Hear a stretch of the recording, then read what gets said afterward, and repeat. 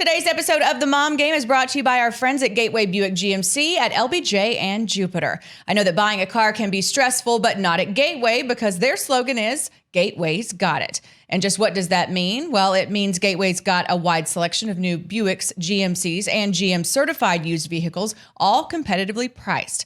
Gateway's got it. In these busy times, you want a car dealer who makes things easy and convenient? Well, Gateway's got it. When you log on to gatewaybuickgmc.com, look for the Shop, Click, Drive button. This allows you to shop from the comfort of your home, and who doesn't want that? In fact, it's easy as 1, 2, 3. 1, select your vehicle. 2, create your offer. 3, schedule your delivery. And on top of all this, Gateway Buick GMC offers complimentary car washes for life. So when you want a dealer who has it all, Gateway's got it. You can find them online at gatewaybuickgmc.com or shop in person at LBJ and Jupiter. GMC, we are professional grade. Experience the new Buick.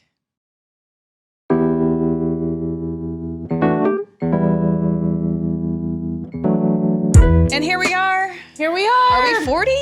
Or 39? Did 40 sneak up on 40, us? I don't know. We're I think close 40 to being usually sneaks up on us. over the hill. Lordy, Lordy, look who's 40. I think we're 40. I think we're 40. That's If pretty not, good. We're close. Listen, at this point in time, survival is just what it's Survival all about. is. We're surviving. Yeah. But we're 40 and going strong for a podcast. For I feel like some sure. podcasts like melt away after like 8 or 9. Yeah. Just like, No, we're alive we're and firing kicking. through. Yeah. We're firing through. Yes. So yes, very excited to be here today. We have a big guest on store for the second half of the show. Yes. Somebody that I think is going to bring a lot of knowledge to our show and a topic that we have grazed quite a couple of times, being a mom. If you've ever heard us talking about the birth, sex talk with the kids, You call it sex talk. it's birth, right? Yeah. Right, but whatever, all the things Yes. that are involved in No, that. you're right. I mean, if it is you've sex ever talk, I guess. heard us talk about that, or if you've ever had those conversations, this is the episode How for do you you talk because to your we kids have about- an expert on the subject. How they were born. Yes. So that's coming up a little bit later in the show. And we have some things we want to talk about before that. But first, okay, we've got all kinds of treats going on here today. So many. And Yes, a little bit of wine, and then we after have you have a glass these- of wine, sometimes you need like a cup of coffee or some hot cocoa. Exactly. We've got all of the essentials here today. 6 Yes. o'clock wine, 7, 8 o'clock. It's like maybe 9 o'clock. You're like, where's my chocolate? If you're like me, I get that like hankering every Okay, night. so what are these? Tell the people. These We're opening this stuff. If you're wondering what this noise is, for the love of God, They're we're cute opening gift these wrap. cute So little these packages. are courtesy of a company that was actually they're listeners of our show. They are called the Family Concierge, and I love their concept. Basically, they are there to do whatever you don't have time to do as a parent, There's a lot which of is things. a lot, you know. So they can help you get your groceries. They can help take care of your pets if you're out of town. If you need, I was even reading, they can help you if you're all of a sudden have to move and you need help lining things up to move. Whatever it is, they can help. So they also make these really cool hot Look how cute. chocolate it's a hot bombs. chocolate bomb. It's got And I had heard about these, Okay, I've had some, not from this person, but I ordered some. They're not exactly very cheap, but Hot they're worth chocolate it. bombs. And my kids, we did them this weekend, and they thought it was so magical. So we need I to drop haven't them ever in. done it. Okay, so let's drop We them in. talked about it on the 1:30 news. I think we should take the gingerbread cookie off. Okay, is that just decoration? I mean, I don't know. Maybe it's not. I'm probably doing I'm something gonna bad. put mine in. We'll do We'll it. do. We'll do it Put both what's- ways. Okay, I'm doing mine. So then Okay. drop it in. Oh, we filled that too full. Okay.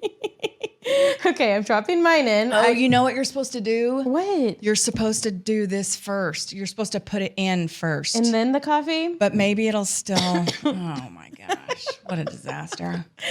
Wait. The icing's really good. I didn't know. Like, I'm not an expert on these things. Okay, but it's still going to do the same thing. Yeah. I do. Oh, there it goes. There it goes. Do you need a napkin? Here you go. Oh my gosh. There's a little marshmallow This snowman. is an event. I was not prepared for an actual. So now there's marshmallows Okay, so- inside Oh my of God, the. marshmallows came out of it? Yes. So how cool is this for kids? Apparently these are all the rage. Yes, they So- are. Well, my kids love hot chocolate. Yeah. And this is such a fun way to do it. Like I said, it's an event. Like, it's an activity. We're always looking for activities. Right. This one's not going to last as No, long as but a it's- gingerbread house, but True. it is. But they're going to keep drinking it. And That it's takes some something time. that you can use as a bribe Yes. for them to total behave bribe. all day long. Do you want to do a hot chocolate And then bomb they'll tonight? be high on sugar. And then they'll be high on sugar. Right. And it backfires. No. Okay. Oh, very mine's- good. This is so cool. Oh, wait. I'm going to have a marshmallow. See, I have mine in coffee because I always need some Mm-hmm. coffee. So you're supposed to do it in milk. We didn't have milk. It said milk or coffee. Yeah, we did. Right. Milk or coffee. We didn't have milk on But hand. I don't like coffee. Oh, so like anyway. ever? No.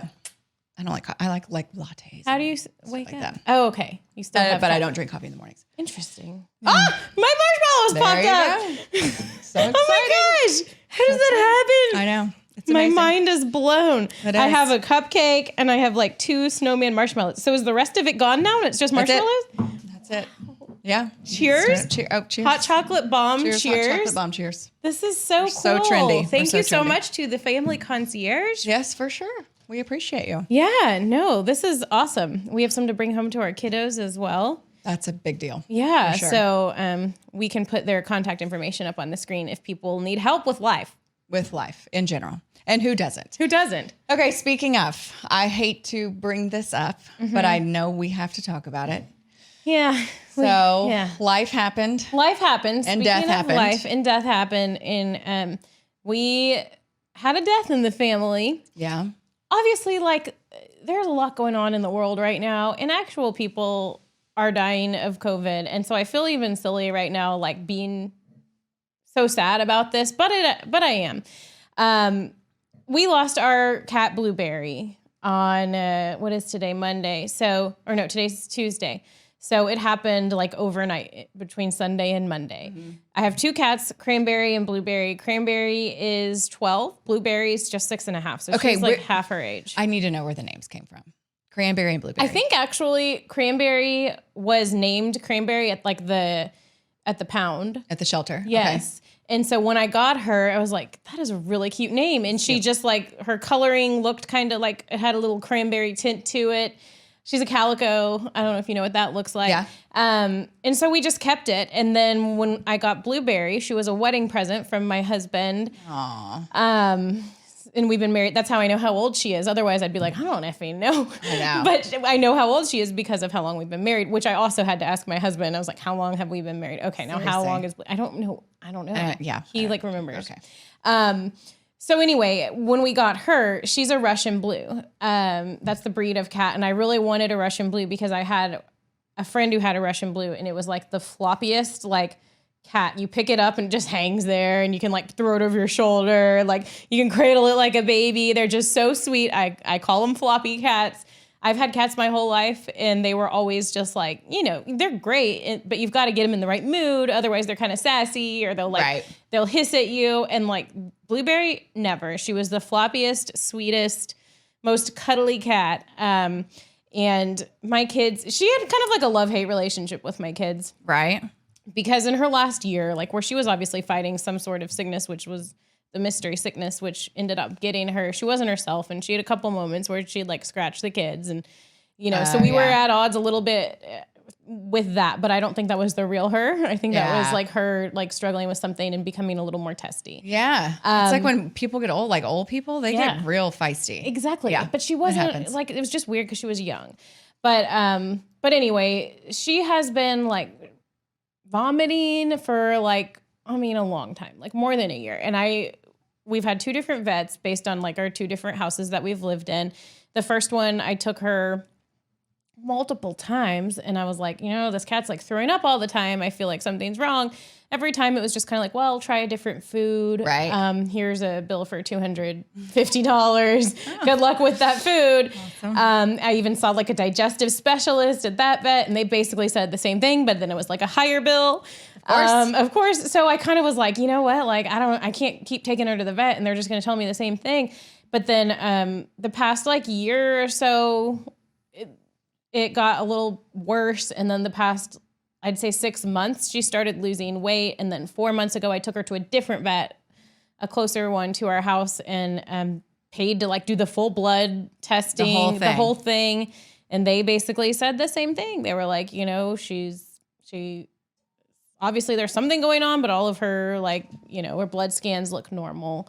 So try getting her a different food bowl that she can't eat as fast. Maybe she's eating her food too fast, you know, and then that's why she's throwing up. So like they suggested one of those like snake food bowls, I guess. Or put a ball in the middle of the bowl or something. Yeah. So anyway, that was 4 months ago. And then like the last week, it just like took a turn for the worse. And Sunday, she was just laying there all day, and Kelly and I were going back and forth. It was that rainy, cold day, and we were like in total like lazy mode, watching football. Like gave the kids or our son, not really Anna, but we gave Ryder the iPad for way too long, you know, just so we could like relax. And we're like talking about it. We're like, we take her to like an emergency vet, you know, and I texted with a vet friend who I know in Austin, and we decided to wait till Monday. Kelly was going to take her. He had a meeting in the morning, and then he was going to take her to the vet. I woke up Monday morning and she was passed away. Yeah. So I think it was something that was a long time coming. The vet that I had texted with said cats often get intestinal cancer, and maybe it didn't show up on the blood scans because it wasn't far along enough. And it looked like I've seen people with cancer, like the way she was acting towards the end of her life. That's what it reminded me of. So I feel like it was probably that. So that's what we've been dealing with this week. And of course we had to figure out how to talk to the kids about it. Yeah. They didn't see her in the morning. And if they did, it just looked like she was laying there, which she had been doing a lot of lately. So they didn't notice anything was off. But last night we had to talk to them about it, and it was hard. And this goes hand in hand with the conversation we have later on in the show about how to talk to your kids about like tough things. Because you feel like maybe you only have one shot, and like, I got to get this right, and I've got to say the right things. And then they start firing out questions, and you maybe don't have, you know, all of your answers prepared. Like, so we just kind of said, we got to talk to you guys. And they were sitting on our laps, and we're like, Blueberry went to kitty heaven, and they both just started crying immediately. I didn't know how Ryder especially would act, because he's just kind of like my ornery one, and didn't know if he'd be like, all right, where's the iPad, you know, or whatever. But he started crying. Anna started crying, because I think even at 2 years old, she processed what that meant. She knew that kitty heaven meant that she was gone. So it was tough. And a real interesting side note is Anna was at they went next door to play, and Ryder and Anna and one of the other kids, they all walked back to our house. Little did we know, the neighbor whose house they were at and our house, neither of us noticed, because we both assumed the other was like watching them. She ran down the street and was like, went to another house where they have a pet dog, knocked on the door, and the mom answered and was like, hey, no one's here for you to play with. And Anna just was starting hugging on the dog. Aww. Then she ran across the street to this other sweet little 9-year-old girl who has a pet dog that Anna loves, knocked on the door and asked for the dog. Oh, stop it. And then like hugged, apparently wouldn't come home, and was telling the little girl, like, I want to see Tucker. I want to see the dog. I want to see the dog. Like, her reaction was to like go find pets. Sweet girl. Isn't that crazy? That is crazy and super sweet. Yeah. It's like they may not say much, but like they are really understanding what's going on, and they have their own ways to cope with, you know, grief or trauma. Yeah. And then, of course, like the way I cope with grief is I'm like, Kelly, let's take them to Meat Casino. I need a couple Mambo taxis. For sure. That's what everybody needs. Yeah. So we went and, you know, did the patio thing, and that's how I coped with it. But we all deal with it, I think. When you have a pet, that's the hardest thing. It's like you love your time with them, but you know that day's coming. Yeah. And you never know when, and you never know how you're going to handle it. So Libby, my husband and I's first dog together, she died like 3 years ago. My husband had just left that day to go on a like 10-day, 12-day trip to Argentina on a duck hunt. So literally like got a sat phone. You were alone. Totally alone. So Libby she tore her ACL. We did the ACL surgery. Like 6 weeks later, she started having seizures. And so I was trying, you know, they were talking about how important it is that she eat, and she started having the seizures. And so she was laying in her dog bed, and I was feeding her, and she choked. Oh my gosh. So she choked while I'm feeding her. Do you think it was because she was like weak and kind of struggling? She was not going to make it, period. Yeah. She was miserable. She was not the dog I knew. We used to run miles and miles every day. She was my running buddy. And so she was miserable anyway. But to have her die like literally in front of me. You watched her choke, and that's what caused her to die. Caused her to die. My kids are in my bed. Oh my God, Emily. It's like 10:30, 11 at night. So I'm calling my sister. I'm like, what do I do? And she's like, I don't know. I'm like, I feel like I need to wake them up so they can say goodbye. And I'm like, I don't know if this is the right thing to do, but I'm going to do it. And so I woke them up. It was like 10:30, 11 at night. And I said, you need to come say goodbye to Libby. Libby, she did not make it. And so they did, and they were upset, but then they went to bed the next morning, and then I put her in the trunk. This is awful, but you don't know what to do. You're freaking out. He's on his way to Argentina. I'm like, Dad, nabbit. Anyway, and so I load her up in the back, in the dog bed and everything, load her up and keep her in the back of the car. And I felt so barbaric in the back of the car until morning. And then I dropped them off at school, and then I took her to the vet. Yeah. They didn't know she was back there. Thank God they didn't look. But I was like, I don't know what to do with her. Yeah. I don't know where to put her. I don't know what to do. I don't know how to do this. And you're like emotional, and you're not prepared to like. No. I was so glad that Kelly was home. There was one time he was on the road and we thought she passed away, and she didn't. Yeah. It was actually my mom that just didn't touch her to check. And my mom called Kelly when he was in Boston for a game. Was like, Blueberry's gone. What are your wishes? And like texting her all these things. So like, I swear the cat's had 9 lives for being 6.5 years old. Yeah. But he was home. And so I just kind of, and I couldn't even look. I'm like, I woke him up because we alternate who gets to sleep in like an extra 20 minutes each morning. So I woke him up on his sleep-in day. I was like, Kelly, like, I think she's actually gone. And so he went, I didn't want to confirm, you know, I can't. Yeah. And so then he took her to the vet.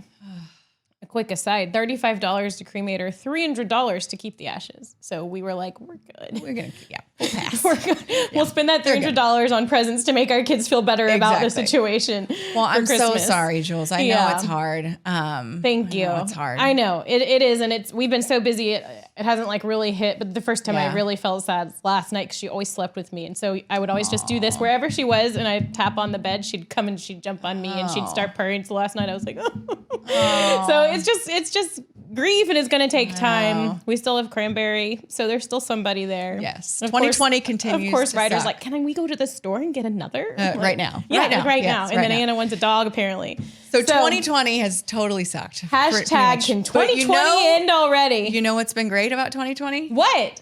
Speaking of hashtags. Hashtag Adam. Hashtag Adam. Okay. Is that what we should call him? Yes. Come on in. This is hashtag a very informal Adam. introduction. Okay. So for those of you who have been following us from the beginning, you know when we started out, our social media and us was a shit show. We're still a shit show. We're still a shit show. But There's nothing we can do about that. Our social media has gotten a little more dialed in. In fact, a lot more dialed in. It's beautiful. Thanks to Adam. And it looks like we actually know what we're doing. So this is him. This is the man behind our social media. He gives us a checklist every week. Mm-hmm. He's awesome. So the story goes, first of all, just say hi. I'm talking too much. Hi, everybody. My name is Adam. Hashtag Adam. Hashtag Adam. So I met Adam at it's like an alumni deal. Yeah. So he went to Texas Tech, guns up.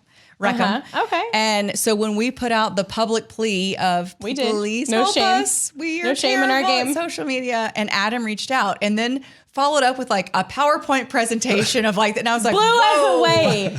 You blew us away. Way out of our league. And he's like, no, I want to work with you guys. And I was like, oh my gosh, you're a godsend. And so we've been working together for 3-4 months now? Yeah, something like that. It's been a while. Yeah. He hasn't ghosted us yet. He hasn't ghosted us yet. And I didn't catfish you either. You didn't catfish us. He is actually who he said he was. Yeah. So tell us your story and why you decided to take on this little ragdoll project. Okay, so yeah, my name is Adam. I'm a Red Raider. I have been doing social media at Southwest Airlines for about 6 or 7 years now. That's legit. And they've got their shit dialed in pretty good. We have a great team at Southwest, and the team has grown in the 6 or 7 years. So it's kind of weird. You couldn't really, social media couldn't be your job before 6 or 7 years ago. Yeah. It was only around 2014 when people were like, we should probably have somebody looking at this all the time, right? And I remember when we first started out at Southwest, it was just we were just trying to respond to as many tweets as we could. And now it's 24/7.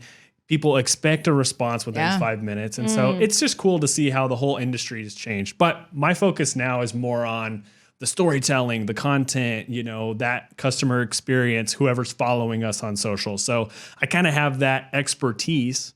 Follow the mom game because big fans of Rangers ticket, all that stuff. And then I think you guys tweeted, we need help with social. And then you tweeted again, like, anybody, you know? We had put out the plea once and no one really responded. Yeah. And then hashtag desperate. and so the second time I saw it and I was like, I'll just shoot him a note and just see, poor girls. what are you looking for? Like, you know, I obviously don't have like a whole ton of time to like come in and just, you know, do a ton of work. But if you're just looking for a little bit of help, yeah, let's do it. You know, I'm a fan of you guys and I like the show. So I was like, yeah, sure. And, you know, my whole thing is like, what does it teach a man to fish versus like, you know, I don't want to come in and just do everything for you. Yeah, or teach him to fish and feeds himself for a long time. Yeah. That's my big thing is like people don't realize that they actually have all these muscles because they manage their own personal social media. You already kind of know it. You just haven't connected the pieces and that you're it's all the same. Teaching us stuff like how to find people who respond and how to post a video on a store. I mean, all the stuff. We're we're getting there. We did the Ask Me Anything sticker and Emily's like, nobody is responding. And I was like, they are. You just have to look in the right place. So we're learning. I feel so dejected. No one's responding to us. And you had tons of responses. We did. Yeah. Win-win. Yeah. Totally. So I just think this whole thing is so interesting with social media because like when we went to school, that wasn't a thing, like you said. Thank God. So when did you kind of like have the light bulb moment where you were like, this is something that I could be good at and I could make a career out of? And when did you graduate? Yeah, like from tech. Yeah, so I graduated in 12. Okay. And we didn't study, but in his, you know, that was 8 years ago. So even 8 years doesn't sound like a lot of time. Even when I was in school, we didn't study social media really as like a channel to get your message out. It was just like, hey, there's Facebook and Twitter. There was no Instagram yet, you know. So really, it was just kind of right place, right time at Southwest where I was a communication major. I had kind of just got my foot in the door doing some like customer relations type stuff. And then when they were building that kind of, we need a team to respond to people. They were like, does anybody have any social experience? I was like, I like tweeted at an internship one time. There we go. And they're like, hired. You're with us. And so obviously being a communications major, it's just took a lot of relearning what it means to write an ad campaign or write a, you know, broadcast piece or whatever into, okay, the method is still the same. It's just a different channel. So I just kind of grew in my experience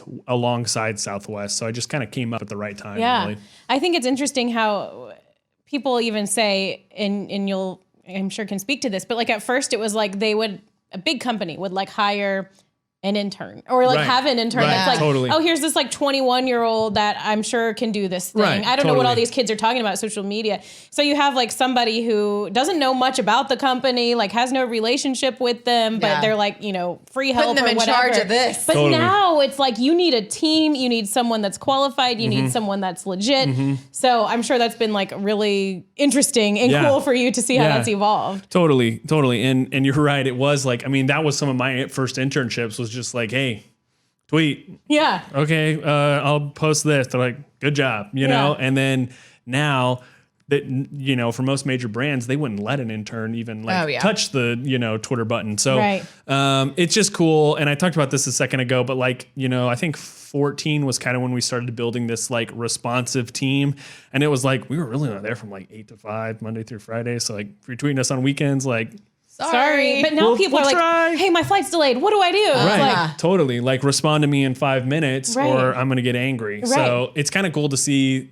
Cool. I don't know if that's the right word because now everybody expects it, but it was kind of cool to see, you know, us be able to rise to that level of service where, if you tweeted us, then you would get a response. And I think that's the right thing to do for the customer. Yeah. So for sure. It's taking over the world. Okay. One more thing for you. Yep. What are your, I mean, and be totally honest. Okay. Impressions of like Julie and there you go. Have a drink of wine. The honesty juice. Yes. So your impressions, and you're not going to hurt feelings. You're not going to just of Julie and I, just how we're different, how we're similar, our personalities, because we text each other Yeah. every day, pretty much about stuff. And I mean, we've had this little We've nice all little become besties. Yes. Yes. I And we had have to a tell nice y'all little- about cranberry, like Yeah. before I told That's anybody true. Yeah. else. You do. Totally, You're right. totally. You're I right. mean blueberry. Yes, Yeah. blueberry, yes. Wine. Yeah. So what are your takeaways from Julie and Emily and the mom game? Oh, I have a whole list of things I hate here about we both go. of you. So let me get out my phone. Yeah. Here's what's funny. I love listening to the mom game, and my wife listens to it with me as well. And she kind of has bits and pieces of both of y'all's personalities, which I don't know. Do you guys think your personalities are pretty different or similar? Would you say? I think we have. I mean, I think it's a Both. mix. Yeah. Okay, I mean, I think we have totally, some that are totally. totally the same and some that are totally different. Like last week, sweet Julie crying on the way to work because the program is canceled. That is like totally my wife, like pull over the car, you know? And, but also like, I'm trying to think of the one that I was just telling her about, Emily. She just also kind of has that, like, she can flip the Boss switch babe. and like get stuff done. So she's like, I love telling her, like we talk about, you know, the things that you share for, I think it was like the Ranger situation. You know what I mean? Like you had built such a good rapport with the team that you were just like, this is my job and I'm going to own it. And she's like, I love that about her, you know? So I think as I listen boss to it, bitch. I feel like I'm not a mom, right? So there's that piece that's sort of missing, but I relate to all of your mom moments Yeah. through her. Right. And so, yeah, my honest take is you guys are just so real and so authentic. And, you know, how many times does my wife just be like, this mom's always trying to act perfect? You know what I mean? She's like, everybody know. knows it's a lie. Like if you're a parent, you know anybody None of who's that over acting here. perfect is lying. Yeah. We don't have time for that, Ed. And we don't have time for it. I don't have so- energy. I don't Yeah, have enough. totally. I don't have the bandwidth. Right. But you are a dad. I'm Yes. a papa. Yeah. You are a papa. Yes. And I think that's important too, is that it's not just all about moms. Yeah. Dads, listen, hopefully Totally. we can be of benefit to you Totally. and other guys. Tell us real quick about your little boy. Yeah, so 2-year-old James, he is so much fun, very lively, crazy personality. He loves singing. He's very into like Social media. Yeah, he loves to tweet. He's always live streaming. I'm like, dude, stop live streaming. Okay? He's got his own Twitch stream. Yeah, he's always on Twitch. No, his big thing is he loves Disney musicals. And so he's really into like, he'll watch the music video for Goofy Movie, Lion King or whatever. And then as he sings it, he loves to do the motions that they're doing on the That's screen. amazing. So we love to sing Un Poco Loco from Coco. Okay. And at the very end, you know, he's like, I'm Miguel, you're Hector. And our dog is the dog in the, you know, in the Right. show or in the movie or whatever. But at the very end, he holds him up in the air and then tosses him in the air and catches him like this. Oh. And so Wait, in the movie. in the movie, Okay. but that's how we have to end the song is I have to lift him up in the air and then Awesome. I don't really like Yeah. toss. He's getting too Just big to a toss. little Yeah. bit. But just kind of catch him like this in my arm. And that's how we have to end the big number. That's amazing. He loves the like He's going to be Disney a sing performer. songs. Yeah. I think so. Super creative I like think you. so. I hope so. And I'm like, I love sports. Like I played ball my whole life. And so I'm like, What ball? baseball. Oh, Sorry. okay. That's I always Julie, call it if it's ball. ball, it's What baseball. about I played football? I've heard baseball. people say that about football. It's not. They're incorrect. Okay. So sorry. Yeah. Just The kidding. ball Hello. people over here just Yeah. boxing me up. I know. All she talks about is hockey. I know. So We They don't even have don't balls in use a hockey. ball. Yeah. So anyways, I'm like, if you want to do the theater thing or like sing, you know, that's totally cool. As long as you can play catch with me and watch a baseball game. There we go. That is all I care All about. right. There If you you're go. like, I'm give in baseball too. a try and you don't like it, whatever. But we have been doing this program called Little Rookies. It's like basically like you just pay for baseball practice for like Aw. the little Yeah, ones. yeah, 'cause They that's come small. in and I mean, he's not going to be on a T-ball team. Like No, there's no but way you can still. put a 2-year-old on a Yeah. team. But they come in and they do little drills where they hit and they run and they pick up the cones and stuff. And he fun. has been going bananas Oh, for it. awesome. So, Love it. Just opening his eyes to the sport. yeah, totally. Just Very testing the good. waters. And he's pretty good so far. So, There you go. you know, we'll probably do the club team might have next a year. slugger Yeah, yet. we'll do the travel ball Travel team ball. next year. Yeah. Three. Very You're good. primed and ready Yeah, for it, totally, for sure. totally. Well, We are so grateful we for can't you. tell you how grateful we are Like, so and how grateful. appreciative we Cheers. are. Yes, cheers. Let's cheers. Let's to Adam. cheers. Cheers to Adam. Mine's Big, noticeably big empty. cheers. Adam, thank you so much Cheers for all of to your help. Adam. You're welcome Yeah. on the show anytime. We Okay, can have deal. hashtag Adam, hashtag dad talk. Yeah. Hashtag. Yes. Anytime. Dad okay, talk. and I'm so into it. So Speaking of cheers. Yeah, we've got our social media expert, and then we've got our sexpert coming up after this. But first, we got to talk. I know. They're two different people. You heard me I'm right. sorry. That's not me. Sorry, But Adam. first, Jules. You might be one, but. First, Jules. Wait, too far. Okay, but first, Jules. But first, let's talk about wine. Yes, let's talk about wine. Big cheers. We had to give Adam a big old glass. And today, once again, we are drinking Noble Vines wine, which is something that I have loaded up on. For the holidays, I am just gifting it to all of the people in my family. You know, those people that you're just like, what should I get him? What should I get him? Well, get him a glass of Noble Vines wine. They've been great sponsors of us here on the Mom Game and working with me here on the ticket. They're wonderful people, and all of their wine tastes really good. There's a variety of Noble Vines wines like the 337 Cabernet. That's my husband Kelly's favorite. The 446 Chardonnay, which is actually my mom's favorite. The 667 Pinot Noir, the new Marquis Red Blend, just a very smooth, nice red. And you don't have to go on a scavenger hunt to find them. They're easy to find. Just go to your nearest store, wherever fine wines are sold. And you know that they're good because the 337 Cabernet and the 667 Pinot Noir both just earned 90-point best buys in the Wine Enthusiast. So they're getting good ratings, just like the Mom Game. For more info, go to noblevines.com. Must be 21 or over. Noble Vines, Napa and Manteca, California. Please drink responsibly. And thank you, Noble Vines, for working with us once again. So we talked about it a little bit earlier in the show, and this is a topic that's been a very hot one for us, and I think a lot of parents, especially now that we're spending so much time together, and now we have a legitimate real-life expert. Who knew there was an expert on this topic? There is an expert. So when we revealed that our children were asking us sex questions, not necessarily sex questions. You always say that. I know, but more like, where did I come out? Where did they come from? All that kind of stuff. How was I born? That was what I got. Right. Okay. So once we heard that, we put it out there in the universe, and people reached out and said, "You've got to talk to Megan Michelson. You've got to talk to her. You got to have her on." So I reached out. I messaged her, and I thought she probably gets a million requests like this, a day. Right. And then finally, a couple of days later, I heard back, and she's like, "I'd love to come on." Yay! And I'm like, "Yes!" And so here she is, Megan Michelson from The Birds and the Bees, and this is a legit thing. You've been with the company now for 5 years, but the company's been around for a really long time. Mary Flo Ridley founded the company, and you joined her, like I said, 5 years ago. Tell us about this awesome business that you are in, and the fact that you're this expert to help us. Well, it is very usual work. I will always acknowledge that. I know that, so you don't think I'm totally crazy. So I do know that it's weird, but it's awesome. So Mary Flo Ridley is a local woman in Dallas. We're both out of Dallas, and she started speaking to parents almost 30 years ago. She started with it started with like a junior league group actually. And then it kind of grew to MOPS groups, and it just grew and grew and grew. And it started when her kids were young. So the premise was exactly what you guys are kind of walking into of like, well, these young kids are asking me, where do babies come from? Or how does that baby get out of there? Or how did that baby get in there? Or why are boys different from girls? All these questions that make parents kind of panic. And so her curriculum kind of started explaining these conversations about sex start sooner than you think.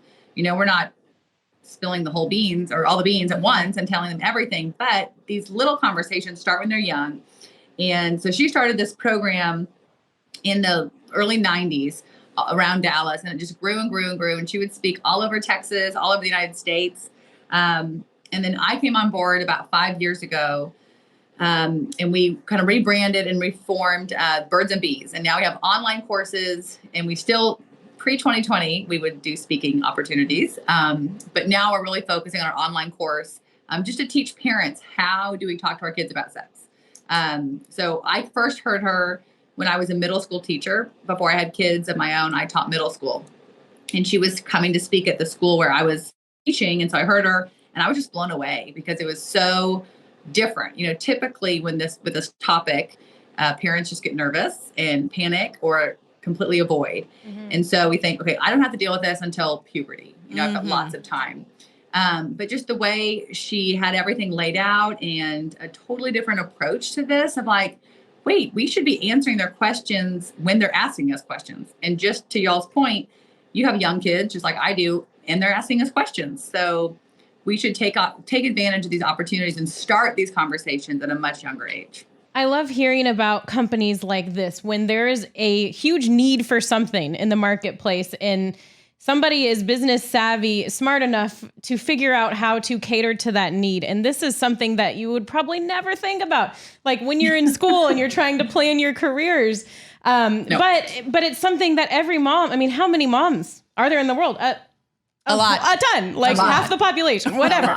And then you always have this conversation that starts, like you said, a lot earlier than you think. So I'm just wondering what the reception has been like from everybody that has found out about you guys and then perhaps told you how much you've helped them in their motherhood journey. I can toot my own horn, but I really also need to toot Mary Flo's horn because I am really just a messenger. This is a subject I feel very strongly about, and I love teaching parents. And then Mary Flo would say the same thing of we both just, it's public speaking is something we both love to do. So that's been something we've missed with these online courses. But the flip side is we're able to reach so many more families and all over the world. And the best takeaway is to walk away with these parents. They come in or they start the program feeling nervous, scared, intimidated, awkward, uncomfortable. And by the end of it, they are excited. They feel so empowered and they feel confident, like, okay, I can do this.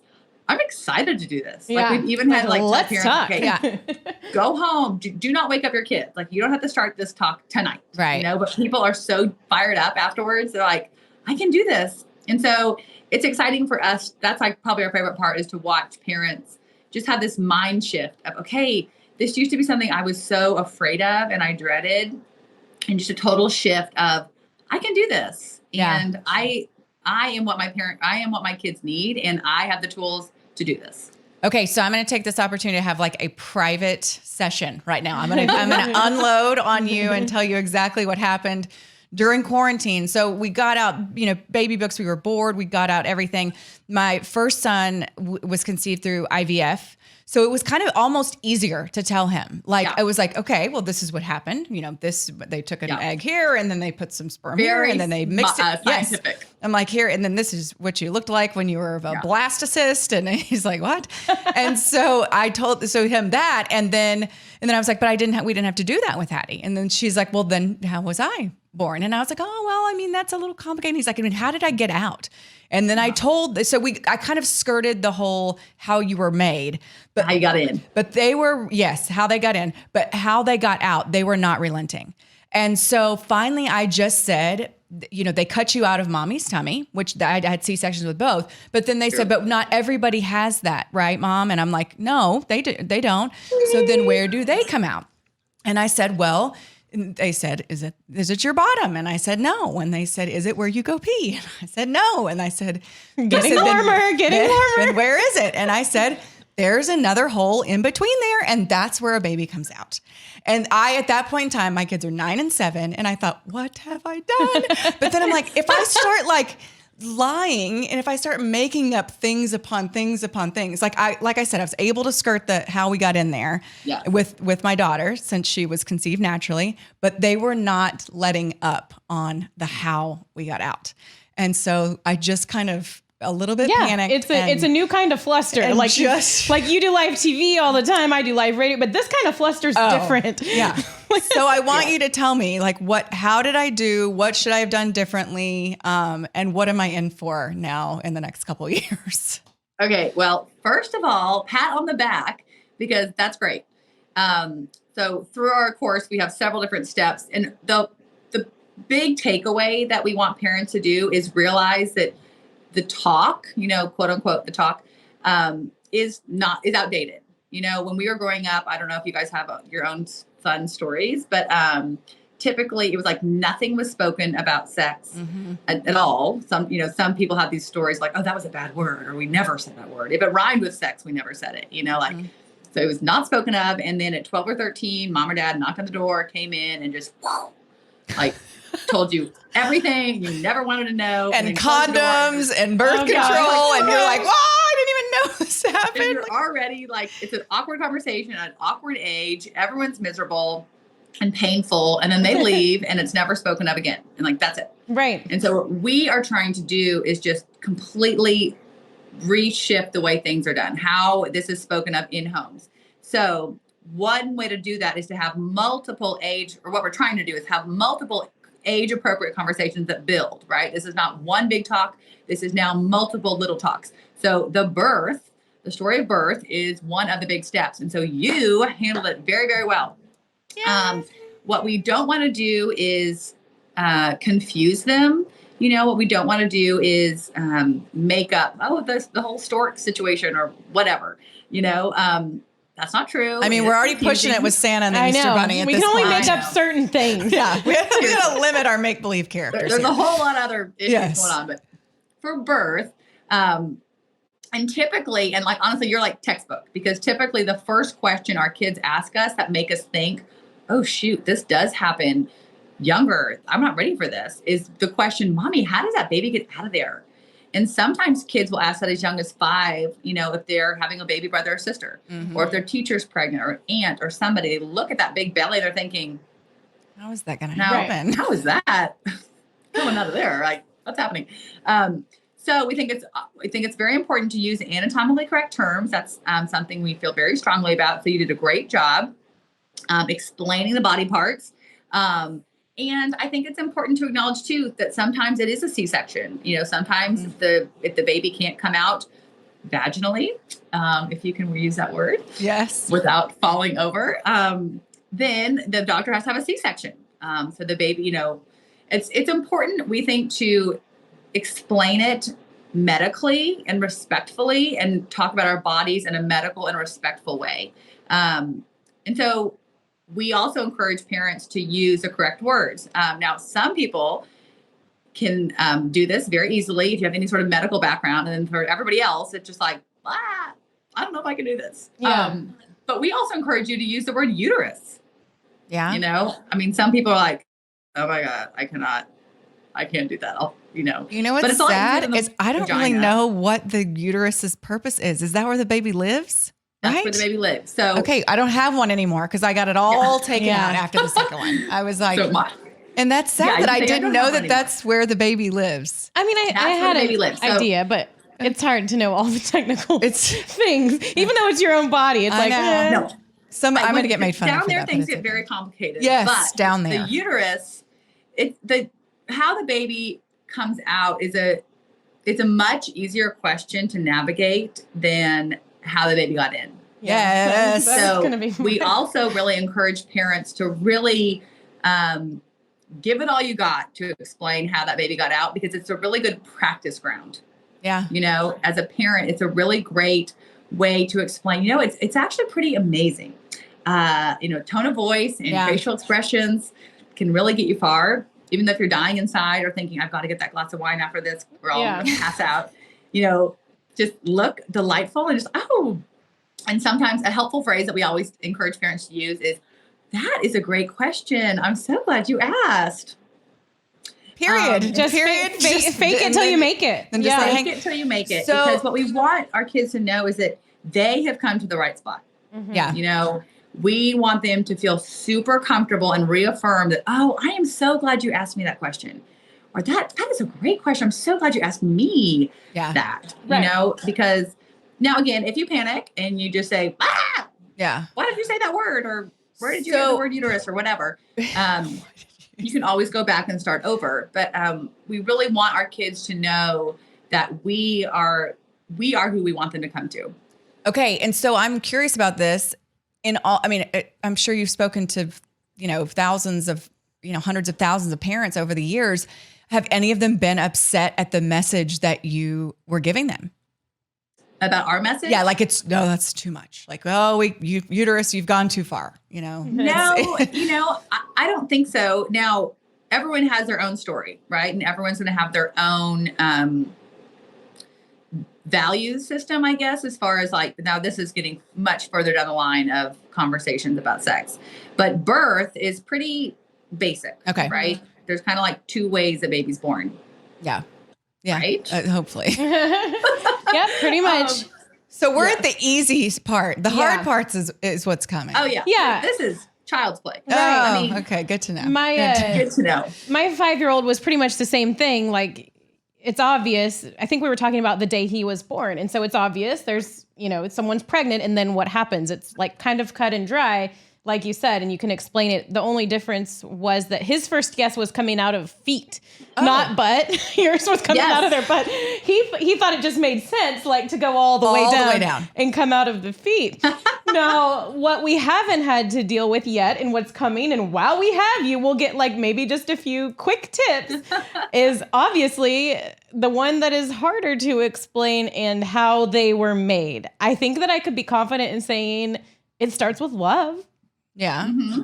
Most of the time. From there, that's where I get a little flustered, because honestly, and that's all like, Mommy's we don't gonna talk say to today. people about that. Like, you just don't talk about that very often. Maybe there's 1 or 2 girlfriends, but then I'm like, what if, I don't know, what if they go to school and I mean, Right. I don't know. Like, and then what ages, like all the questions. Like, so. how do we do it? How do we do Yes, it? Help us. Teach us your ways. So lot of questions. So let me. Yeah, sorry. Right, We're all over. most- We're don't over. We're apologize. it's Just pick very, one. very overwhelming. Yes, just I pick one like and go talking with it. about this, so this Yes. is fun for me. So typically, what we want to do again is break down these conversations. Okay, so if your 4-year-old asks, where did babies come from? You don't need to say, well, it's called sexual intercourse, and these are how the body parts work. I mean, that's not what we're saying. Right. Okay, so don't panic. Because a lot of times people will, find our program and say, okay, I'm ready to do this. Like, what's your target audience? And we say, well, our ideal family or parent that would listen to our course is a parent of a young child, like preschool to elementary. Mm-hmm. And so I think, oh my gosh, are you sickos like teaching young kids about sex? Like, Right. no, that is not what we're doing. Okay. So again, building blocks. So I think what we want to do is answer these curious questions in ways that line up with our family's beliefs. We encourage every family to figure out their own family message, their own kind of direction. Like, where do we want to go with these conversations? And that's going to look different for every family. Like, what do we want our kids to know about sex if they're growing up in our home? Mm-hmm. And that's a question that every parent needs to kind of think through proactively before they really start having any of these conversations, just to make sure all their answers are in line with what they want their family to know and believe. Mm-hmm. So for conception conversations, again, this is not a big bombshell talk. This is little by little. And one way we break that down is to introduce a concept of seeds and eggs. This is seeds and eggs are something that's very innocent. You can talk about that when they're young, just like pointing them out. Just look at that watermelon. It has so many teeny tiny seeds inside of it. Isn't that amazing? Or if you're making a salad with bell peppers, oh my goodness, there's so many teeny tiny seeds in here. Did you know that these teeny tiny seeds make new bell peppers? Isn't that amazing how something so small can just create new life? So what you're actually doing with those conversations is you're building a foundation for future conversations about human reproduction, which also involves seeds and eggs. Uh-huh. Hey. So laying the groundwork. for a young child, or even for your 9-year-old, depending on if you have no conversations with them about conception or where babies come from, start with, if the first time a question is asked, where do babies come from? Parents love one another. You can start with love. I think that's what Julie said, yeah. right? That's a great place to start, and then kind of expand on that. A little part of the mom and a little part of the dad join together to make the baby. What do you mean? Okay, you don't have to jump into like the penis vagina explanation yet. You can start, so nobody's panicking listening right now. No, you don't have to start with that. Okay, Really sweating. sweating. I can't see your faces, but I don't get like this. I don't get nervous. I don't get weirded out. I can have blunt conversations, but this one's gonna get me. Yeah. Okay. Deep breaths. Yeah. Deep breaths. Okay. So don't start with. I call it the P&V statement. You do not have to start with that. Okay. that is statement. That's amazing. That comes further down the line. But what we want to do is start with, a little part of mom, a little part of dad come together. Or a seed and an egg make a baby. What do you mean? Well, mommies have eggs and daddies have seeds. And when the seeds and the eggs come together, that's how the baby starts. If you have IVF situation, you actually have a little bit of an easier conversation. Very much so. It's a very cool, miraculous story. Yeah. All conception, I guess, is, if you think about it. But IVF is a really cool story to share. And there's not the body parts aspect. So that's easier. Yeah. So again, what you want to do is you don't have to tell them everything at once. What you want to do is break it into age appropriate conversations that build. Maybe when they're a little bit older and they ask a question again. So like, how did the babies come from? Or you kind of add to that before you start putting the body parts to it. Now, eventually, you're going to have to use the body parts. Yeah.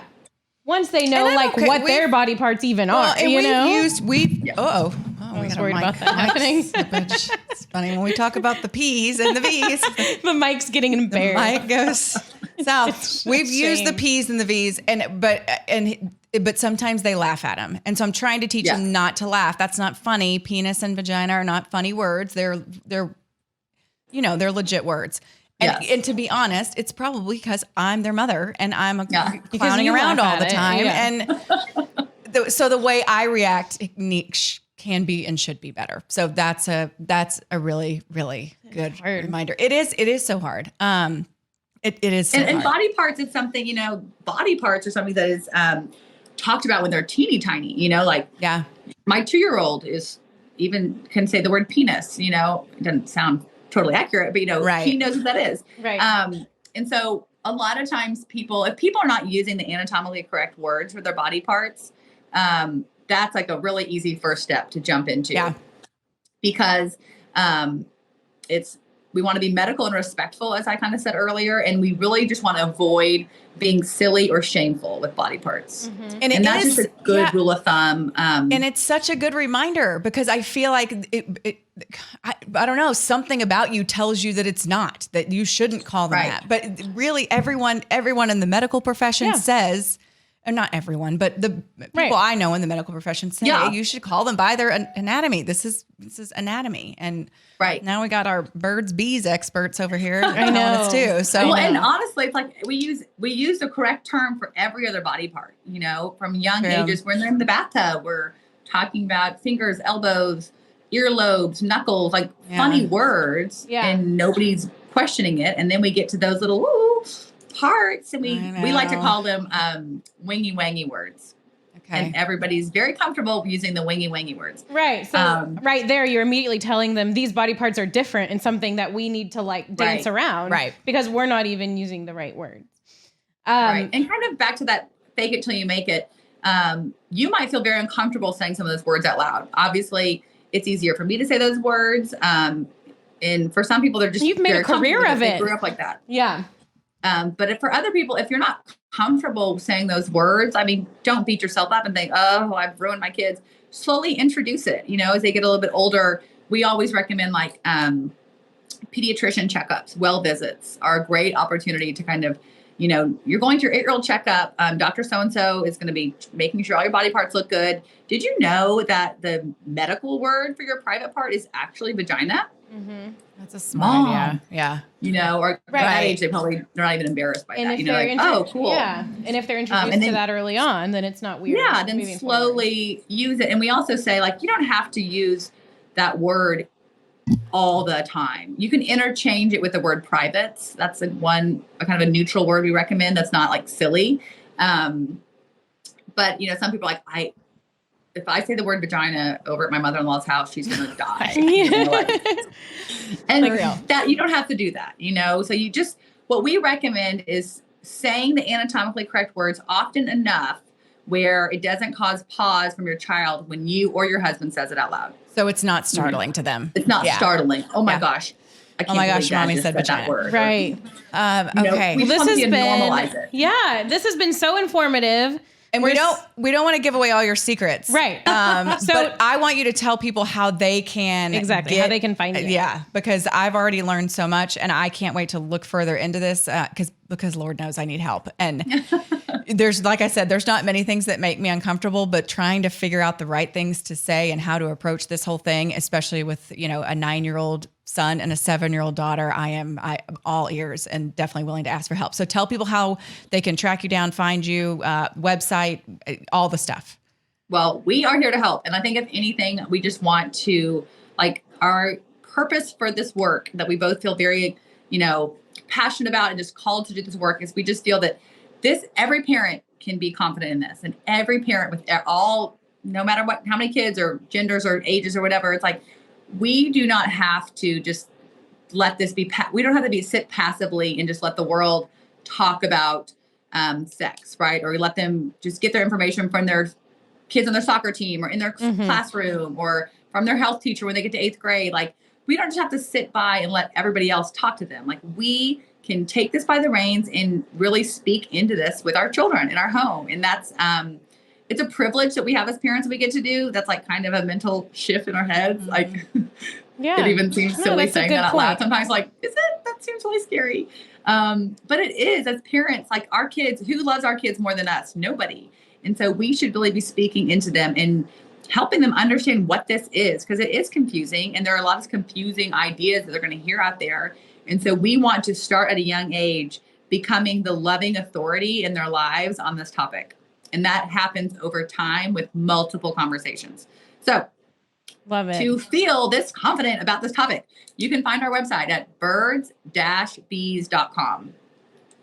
Okay, perfect. And you can follow us on Instagram, birds_bees.com. Our online course is on our website, and we would say that's probably ideal for parents of kids preschool through elementary school. Now, if you have a middle school child, and we say the sooner you start, the better. Yeah. The sooner you start having these conversations, but it's never too late. Later is better than never. Mm-hmm. Yeah, that's so true. Yeah, and who knows? It was starting this early, but here we are. I know. So Megan, Here thank you so much for sharing your insight with us. I already feel a little bit calmer Me too. about all the things. I'm still sweating a little bit, but I do feel calmer. No, you have been so awesome. Thank you Megan, so much. And as we close out every show, you have to close it out with us, and we do this thing where we put up our peace signs and we say "Mom Game Out." So we're ending the show. So I'll tell you. So we'll go 1, 2, 3. Mom Game Out. Mom Game Out. Not a girl. Our sex expert. Love it.